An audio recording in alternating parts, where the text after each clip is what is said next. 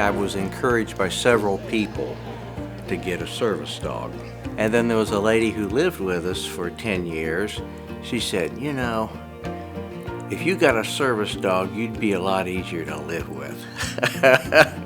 Honestly, someone mentioned it to me. You should get a service dog. And I thought it was ridiculous. I have use of my legs, arms, my glasses are pretty strong, but I'm not blind. You know, every one of us has been wounded. Some of the wounds are more obvious than others. My first service dog, Ben, I had him for roughly 9 years. And from the moment I got up to the moment I went to bed, Ben was a part of my life. So to say that he was important would be an understatement. He was integral into having a happy life and enhancing the quality of life that I had. And I lost him 8/31/16, and then about a year later, Lori contacted me again and asked if I was ready for another dog. I said I was, and so we went from there. Veterans have a very soft spot in my heart. My father was a very proud American, a very proud veteran. About the time my son had just joined the Air Force, some veterans at the Dallas VA were trying to train their own dogs and had heard about this dog trainer in Rockwall and set up a meeting to have lunch with me to see if I could help them. They were an amazing group of men that needed help, and that's when my heart just fell in love with veterans. Hey, this is what I need to do. I'm a trainer for Patriot PAWS. I've been doing this about 4 years, 4.5 years, I guess now. My training was done in what we call the prison program. That's how I learned to train dogs, was there in prison.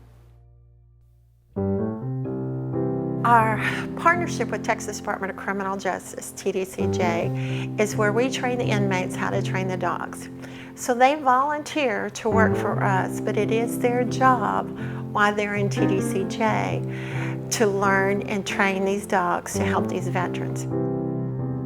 It's great. We get up in the morning, we take them out to the restroom, and our day starts, and it's a long day, and they're with us all the time. If like a puppy gets sick or needs to go out at 3 in the morning, that's your puppy. You get up and you take him or her out, and that's just part of the responsibility that we've taken on. Watching them learn something that I've helped teach them just makes you feel it's like watching a child grow. You see them as puppies grow up to older dogs, and it makes your heart happy to know that they're progressing, going to help somebody, and that you be a part of that. It's amazing. Even at the end of the day, we have downstate time where, I can love on her a little bit. So at the end of a hectic day in the place that I live in, kind of can be negative sometimes at the prison. So having her there is a little bit of a relief for me. If they came into the program for the right reason, not to hide, not to play with dogs, but because they really wanted to do something with their lives and give back to society, I see them change for the better and grow. So it's a win-win for them, it's a win-win for me, because it's really nice to be able to have such a positive impact. And this program does have a positive impact on them.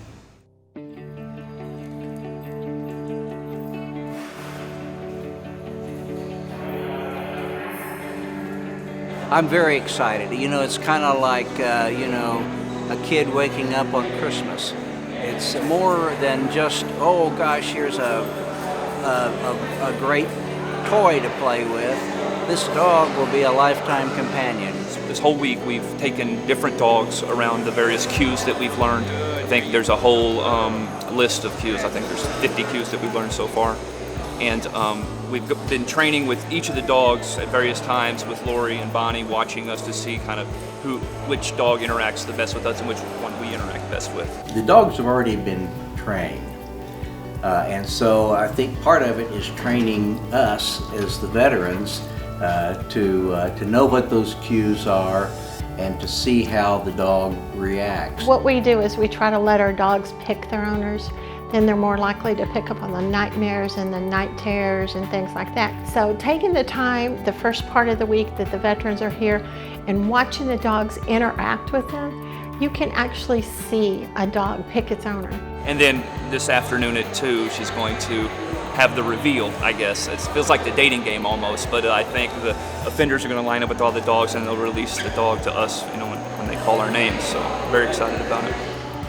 Pokey jumped completely in my lap the first time, all 4 feet in my lap. So since the first time we met, there has been something between he and I that has been a little bit special.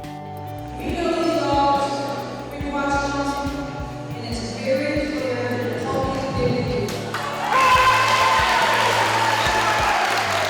I wasn't surprised, but it was very, very happy to hear Lori say that Pokey was the dog that she had picked out for me. I tried my best not to pick a dog, you know what I'm saying, like that, but you obviously do, even if you tell yourself not to and you try not to. Cassie was the dog I thought I should. Thank you, everybody, really. Well, that was the dog I wanted, and I thought, wow, that's really going to be wonderful, because I felt that I could work very well with Aggie, and I hoped that I'd be able to give Aggie a good life. Over the last, week since Saturday, she's been staying with me, and my anxiety levels, going through the program, worrying about things, Cassie's been able to comfort me in a way that people can't. I mean, it's kind of weird. I don't know why it works, but it works. Actually, the first night that I had Aggie, I slept better than I had in months. Mostly it's just, it's someone around you. So that when you're starting to have that anxiety attack, they'll let you know that you're starting to have it. 9 times out of 10, I'm 45 minutes into it before I even realize it's happening. The dog will let me know when it starts so that I can head it off. I'm a military family, and I've seen a lot that goes on with people that come back from war and even just overseas stationed. And a lot of my father's friends came back with some issues, and this program wasn't, or anything like that, wasn't in existence.